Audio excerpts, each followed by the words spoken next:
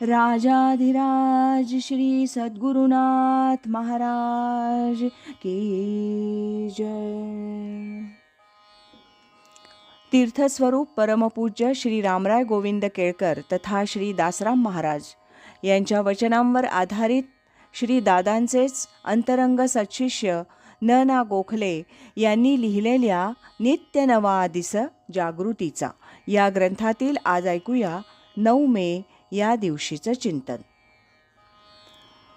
जीवमात्राला देहाच्या अनुषंगानं भला आणि बरा संग घडत असतो. माणसाला काय किंवा इतर प्राण्यांना काय, चांगल्या आणि वाईटाची सुखदुःखाची अनुभूती देहामुळे येते, विषयेंद्रिय संयोगात, असं गीता यावर सांगते. विषय आणि इंद्रिय यांचा परस्पर संबंध आला की सुखदुःखाच्या भावना होतात. त्या देहावर असलेल्याला कळतात. ज्याचा देहभाव गेलेला आहे त्याला त्याची बाधा होत नाही. सुखदुःखे समेकृत्वा असंच गीता सांगते.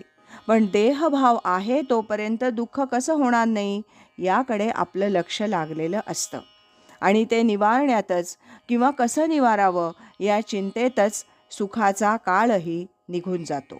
म्हणून सुखही नको आणि दुःखही नको, अशी समतोल अवस्था हवी असं गीता म्हणते. आता विषयांचा संग टाळू म्हणता सामान्य माणसाला टाळता येत नाही, ही वस्तुस्थिती आहे. याचं कारण असं की विषय हे जगतात सर्वत्र भरून राहिलेले आहेत. त्यामुळे जोपर्यंत आपल्याला जगाचं भान आहे तोपर्यंत विषयांचं भान राहणारच, ते जात नाही.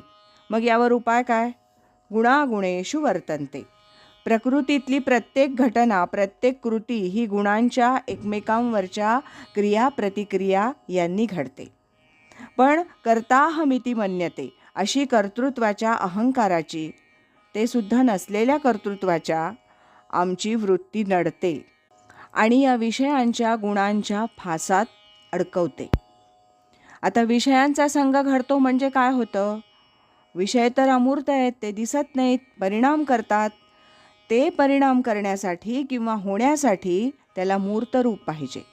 ते भल्या बुऱ्या प्रसंगांनी आणि व्यक्तीच्या माध्यमातून माणसाला घडतं.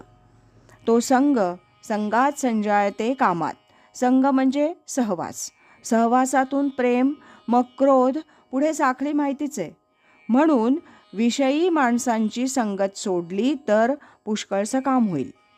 सुरुवातीला निदान पूर्णपणे विषयात बुडालेल्या, परमार्थाची लवलेशही जाणीव नसलेल्यांची संगत सुटायला पाहिजे.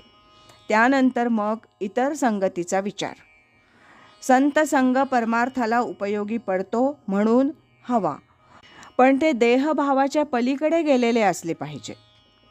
म्हणून नामाचा संग हा सर्वात उत्तम असं परमपूज्य ब्रह्मचैतन्य महाराज म्हणत असत.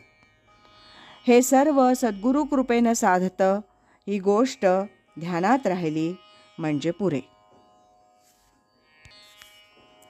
राजाधिराज श्री सद्गुरुनाथ महाराज की जय.